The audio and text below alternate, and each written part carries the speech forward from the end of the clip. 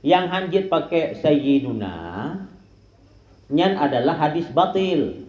Dalam kitab-kitab katanya, hadis yang menceritakan bahwa la tusayyiduni fi salah itu hadisnya hadis batil. Makna hadis batilnya punya bahasa katanya putra, hadis palsu.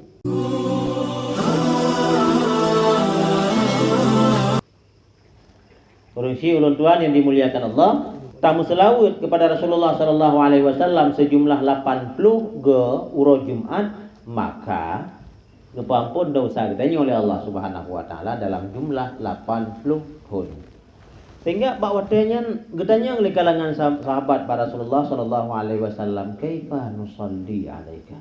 Kiban bentuk selawat yang dia kamu selawat ya Rasulullah? Maka dia jawab ya Rasulullah, Allahumma sholli ala sayyidina Muhammadin. Menyebab Rasulullah sampaikan hadisnya hanya pakai sayyidina memang. Allahumma sholli ala Muhammadin abdika wa rasulika nabiyil ummiyi. Berarti kamu betul walidinya hadis la tu sayyiduni bisalah hanya pakai sayyiduna ke nabi.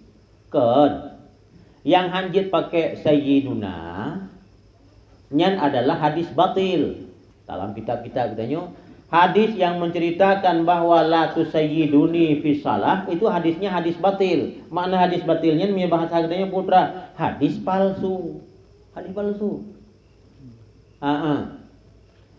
Cuman yang betul putra lagi tulis-tulis dalam kitab yang layak bagi katanya tak pakai sayyidun kepada nabi.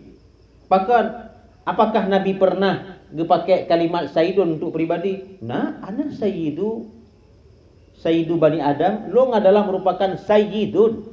Jadi Rasulullah sallallahu alaihi wasallam beliau pernah gepoklamirkan droge sebagai sayyidun, tapi dalam hadis-hadis yang gepurna oleh Rasulullah hanya pakai sayyidun, pakai hana mangat droge pakai sayyidun.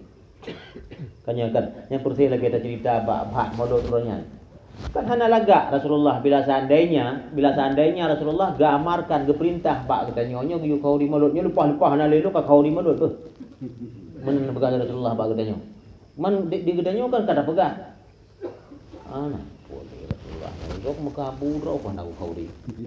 Ini kan kata jawab idenya lagi nyan kan.